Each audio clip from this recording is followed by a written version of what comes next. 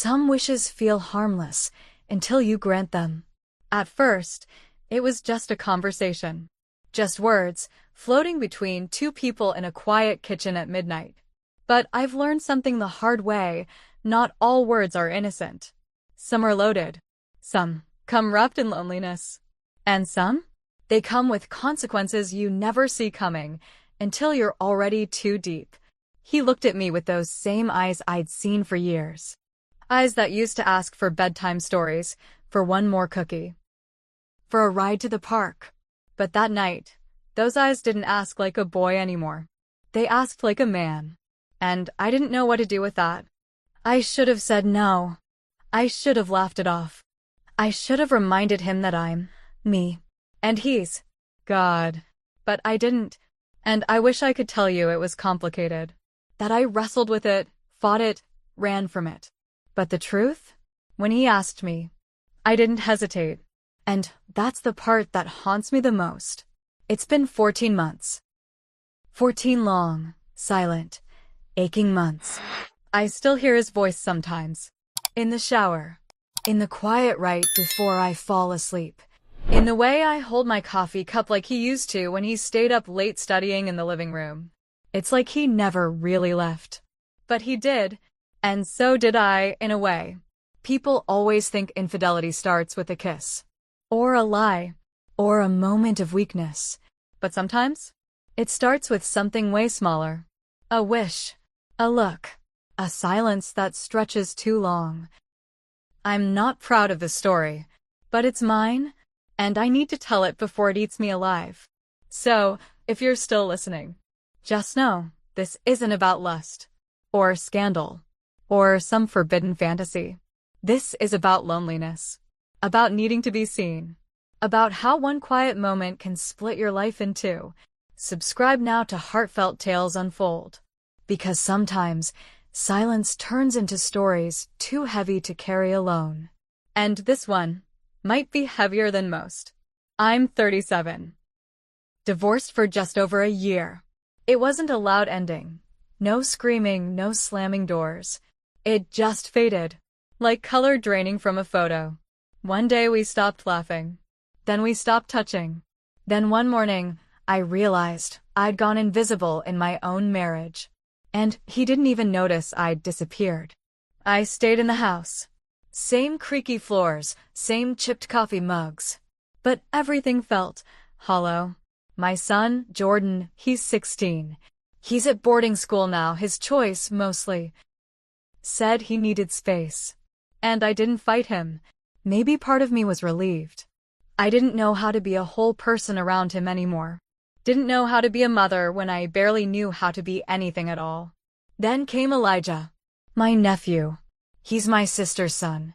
She and I haven't spoken much since the funeral, our mother's funeral. We grieved differently. She wanted to move on. I needed to sit in the ache a little longer. She got sick earlier this year. Real sick. Doctors in her country couldn't help, so she flew overseas for treatment. And she asked me to watch over her son. Just for a few months, she said. Just until things stabilized. I hadn't seen Elijah in over 2 years. He used to come every summer when he was little. Used to run barefoot through the house, track dirt across my floors, stay up way too late asking questions about the stars. He was bright, sensitive, and stubborn in the way boys are when they want to be men too fast. When he showed up at my door this time, he was taller, his voice deeper, but the way he smiled, that part hadn't changed. That little tilt of the mouth that said, I remember you. I trust you. I let him in. I didn't even hesitate. The first few days were quiet. He unpacked slow, always had music playing. Jazz one night, old school R&B the next. He moved like someone who didn't want to take up space, but still somehow filled every corner. And the house, it shifted. He started cooking. Late at night mostly.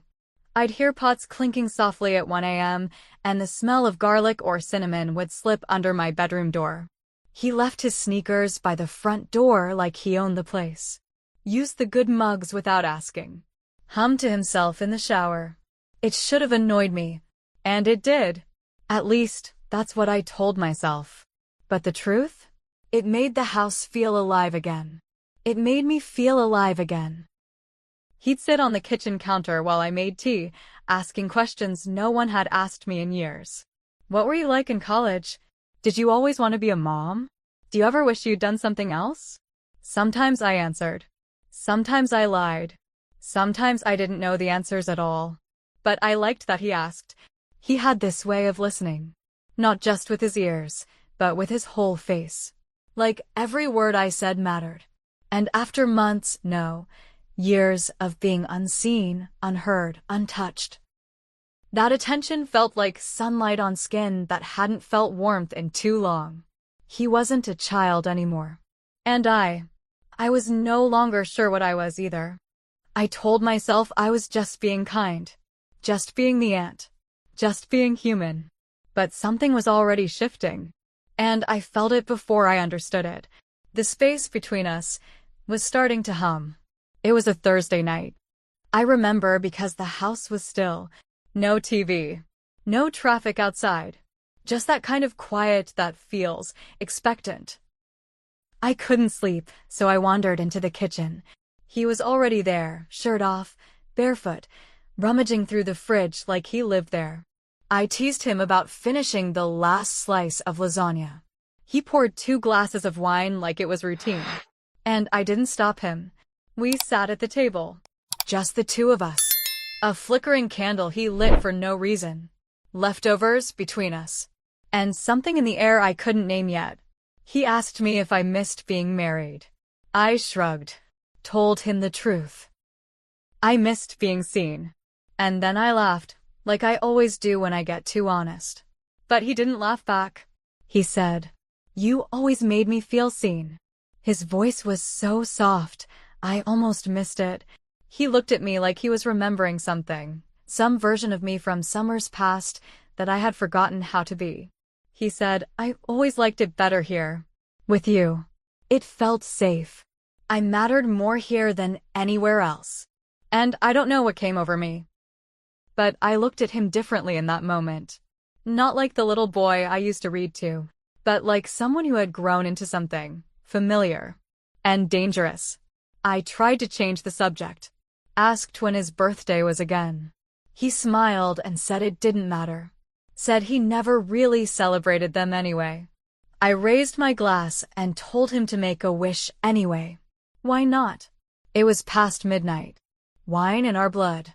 The kind of night that makes the world feel a little softer at the edges. He grinned and said, "I've made lots of wishes, but there's still one I've never told anyone." I laughed. Honestly, I thought it was something silly. I want to meet Rihanna kind of wish. Or maybe something nostalgic, like riding a motorcycle or skydiving. But when he said it, when the words came out, I didn't laugh anymore. The air shifted. Heavy, charged, like something sacred had been broken open. I can't even repeat the words. Not yet. Maybe not ever. But I'll tell you this, he said it. And I froze. Not because it was shocking. Not because I was offended. But because some part of me, the part that hadn't been touched, seen, or wanted in so long, had wanted to hear it. And that scared me more than anything else. After that night, I couldn't sleep. Not really. I'd close my eyes and the words would play again. Over and over. That one sentence. That wish. And the way he looked at me while saying it. Like I already knew. Like some part of me had always known. I'd lie there in the dark, staring at the ceiling, asking myself what it meant. Was he serious? Was it a joke that landed wrong? Was I reading too much into it? But deep down, I wasn't confused about him. I was confused about me. Because the truth is, it didn't disgust me. It didn't scare me. It woke something up. Something I hadn't felt in years. And that's what terrified me most. I kept remembering little things. From when he was a kid. The way he used to run up and wrap his arms around me without asking. How he'd fall asleep in my lap during movies. How he always lingered at the front door before leaving, like he didn't really want to go. Back then, it was sweet. innocent, safe. Now I didn't know what to call it. And yet, when he brushed past me in the hallway, when our hands touched accidentally, when he smiled across the dinner table without saying a word, something inside me responded. I hated myself for it. But I didn't stop it. I craved it. Not him, not exactly. But the attention. The feeling. The weight of being seen again. You see, my ex-husband. He stopped touching me 3 years before he left. No kisses. No glances. No fingertips down my back when I washed the dishes. I became something he moved around. Like furniture. I used to count the days between touches. Then I stopped counting altogether. And eventually I stopped needing it. Or at least, I thought I did. But when Elijah looked at me that night, really looked at me, every part of me that had been silent, stirred. It wasn't just about him. It was about me. About the hollow space I'd been carrying around inside for so long. And how one sentence, from the wrong lips, made me feel wanted. Not needed. Not useful. Wanted. And once you feel that again, after so long without it, you can't unfeel it. I tried to shake it off. Tried to convince myself it was just a weird moment. A late-night haze. A young man being reckless with his words. But I couldn't let it go. Every time I saw him after that, something shifted. I noticed his shoulders. The way his voice dropped at night. How he'd glance at me when he thought I wasn't looking. And how I didn't look away. I hated that I liked it. And I liked it even more because I hated it. The guilt came in waves. But the loneliness never left. And somewhere between shame and silence, I began to wonder, was I falling?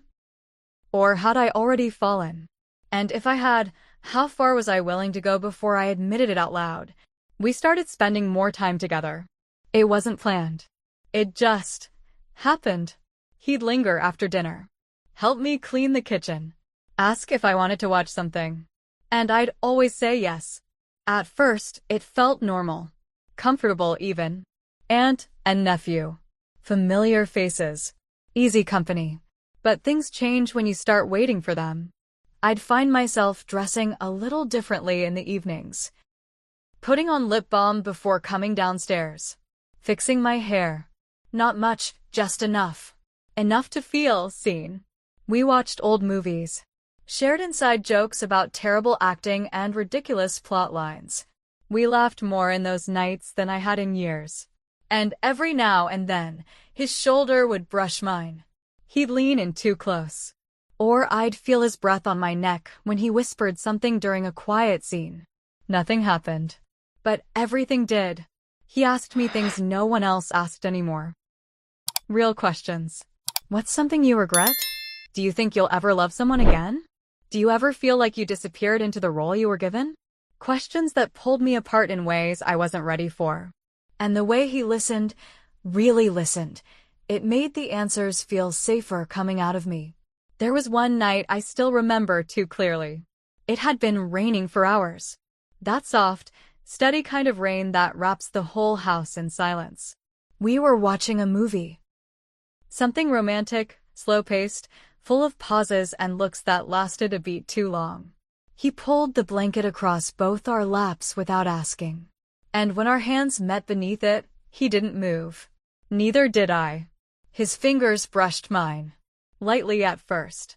Then again, with a kind of quiet certainty. I should have pulled away. I should have stood up. Said something, anything, to break the moment. But I didn't.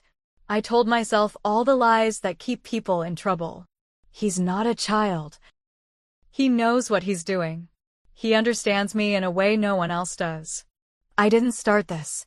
But the truth? I didn't stop it either. Every night, I told myself it was innocent. That we were just two lonely people finding comfort in each other's company. And every morning, I knew I was lying. Something had shifted between us. Something neither of us named, but both of us felt. It lived in the silence between our words. In the space between our bodies on the couch. In the way his eyes lingered just a second too long before looking away. We were dancing around something. Something dangerous. And I think we both knew it. But once you start feeling alive again, even the wrong things can start to feel right. And then one night, as I reached to turn off the TV, he leaned in close, so close I could feel his breath against my cheek, and he whispered the wish again. Only this time, I didn't say no. It was a Sunday night. The kind of quiet that sinks deep into the walls. I had lit candles without thinking, just wanted something warm, something soft to fight the cold that never seemed to leave the house anymore. There was music playing, something low and slow, the kind of sound that barely holds itself together. He came down from his room without saying a word. T-shirt, sweatpants, barefoot. His eyes didn't hold a smile this time, just something still, something waiting. He stood in the doorway for a while, watching me, and I should have asked him to leave. I should have said it was late, that I was tired, that this had gone far enough. But I didn't. I looked up at him. And, for the first time, I didn't look away. He sat across from me on the floor, crossed his legs, rested his arms on his knees. The candlelight danced between us, flickering like it knew what was about to happen before we did. He didn't touch me.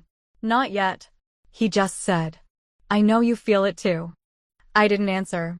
He leaned in, voice barely above a whisper, just once. Make my wish come true. And that was it. No grand seduction. No sudden moves. Just a question. A wish. And silence waiting to be broken. He reached for me slowly. Fingertips brushing my wrist. Eyes searching mine, asking one last time without using words. And I let him. I let him in. Not with force. Not with confusion. But with the ache of someone who's been empty for too long. The moment wasn't messy. It wasn't wild. It was quiet, careful, like we both knew we were stepping into something we couldn't come back from. Every movement was deliberate, every breath shared. I thought I'd feel guilt crashing over me. I thought I'd want to pull away, scream, run. But I didn't. I wanted to stop. I didn't, because for the first time in years, I wasn't invisible. I wasn't the forgotten woman in the hallway. I wasn't the ex-wife everyone pitied. I wasn't the mother who no one called. I was wanted. And in that moment, I chose that feeling over everything else. When it was over, we sat there in silence. The room still warm with candlelight. The air so still, it felt like even the walls were holding their breath. He stood up first, pulled on his shirt, didn't look at me right away. And when he finally did, he looked at me. But not like before. Not like I hoped. The next morning, the house felt different. Quieter. Colder. Like it knew what had happened, and it was holding its breath too. I came downstairs like always. Made tea. Opened the curtains. Waited to hear his footsteps above me. Waited for him to call out. Waited for the sound of the shower. But nothing came. When he did finally appear, he didn't meet my eyes. Didn't say good morning. Didn't touch the cup of coffee I'd poured for him. He walked right past me, grabbed his keys, said something about needing air, and left. Just like that. No trace of the night before. No whisper of what we'd done. I stood in the middle of the kitchen, holding 2 mugs, one for him, one for me, and for the first time, I didn't know which one was mine anymore. He started going out more after that. Late nights. Phone always face down on the table. He stopped eating with me. Stopped sitting near me on the couch. Stopped asking those questions he used to ask, the ones that pulled pieces of me out I didn't even know were still alive. And I tried to act normal. Tried to fill the silence with laundry, errands, small talk about nothing. But everything felt wrong now.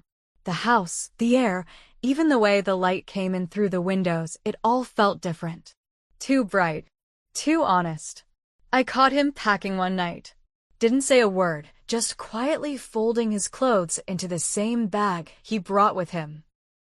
He didn't even look surprised to see me standing there. I asked him where he was going.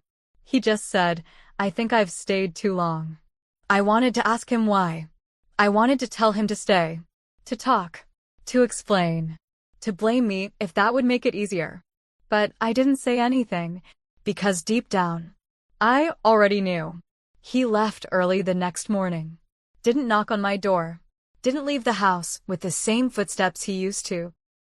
The ones that made the floorboards creak like they were saying goodbye every time he left the room. I found the note on the kitchen table. 2 lines. Thank you for making it real. I'll never ask again. And that was it. No signature. No explanation. Just an ending I had to read twice to believe. After he left, I unraveled. Not all at once. Not in some dramatic way. It was quieter than that. Slower, like water wearing down stone. I stopped playing music in the house. Stopped lighting candles. Stopped cooking anything that took more than 10 minutes. Some days I barely spoke at all. Just moved from one room to another, touching things he'd touched, opening drawers he used, sitting in chairs still shaped like him. I kept washing that same wine glass, over and over, even though no one was drinking from it anymore. I told myself it was habit, but I think I was waiting for him to walk back in and make the silence make sense. He never did. No one knows. Not my sister. Not my son. Not the friends I don't return calls from anymore. It's a secret I carry alone, tucked beneath my skin, settled in my chest like a second heartbeat I wish I could cut out. Sometimes I wonder if I broke him. If I gave him something he didn't know how to carry. If I asked him to hold the ache of a woman who hadn't been touched in years and made him feel like it was his job to fix me. Or maybe I just broke myself. Maybe I was already broken before he even walked through the door. I think about that night often. Not the parts you'd expect, not the touch, not the warmth, not the breath against my collarbone. But the silence after. The stillness. The moment I realized he wasn't looking at me with longing anymore. Just sadness. And now, every time I pass a mirror, I look for that same sadness in myself. Was it love? Or was it just a cry? From 2 broken people echoing through the same empty house, trying to find something to hold on to before the darkness swallowed them whole? I'll never really know. All I know is, it felt real when it happened. And now, everything else feels less than. Have you ever given into something? Not because it was right, not because you truly wanted it, but because you were just tired of feeling nothing? Have you ever reached out in the dark, not looking for love? Just for someone who could see you, touch you, remind you that you're still here? I wonder sometimes, was I wrong for saying yes to a wish that felt so small in the moment, so harmless, yet somehow managed to cost me everything I thought I still had? I don't know. Maybe you do. Maybe you've been there. Maybe not in the same way, but in that quiet, aching place where need drowns out reason. Tell me, if you've ever chosen something just because it filled the silence. Just because it held the weight for a little while. I want to know. Share your story. Your truth. Your regret. Your ache. I read every single one. No judgment here, only honesty. Only connection. Only the echo of stories we're too afraid to say out loud. If this story found you, if something in it felt familiar, subscribe to Heartfelt Tales Unfold, where silence turns into stories that don't flinch, don't hide, don't pretend. And tap the bell, because the next tale might sound a little too much like your own. Some betrayals don't wear lust. They don't come wrapped in scandal. They don't shout. They wear longing. They wear loneliness. They were birthdays forgotten by everyone except the one person who should never have remembered. They wear the silence of an unanswered thank you. The kind that lingers. The kind that means more than it should. And sometimes, the greatest pain isn't what you lost. It's what you gave. Freely. Desperately. Tenderly. To someone who didn't know what to do with it. Or worse, didn't want it once it was theirs. He had a wish.